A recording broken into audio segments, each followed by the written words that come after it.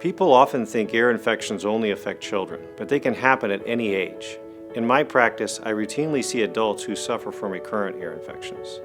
Symptoms include pain, particularly with exposure to water, hearing loss, or a general feeling that your ear is plugged.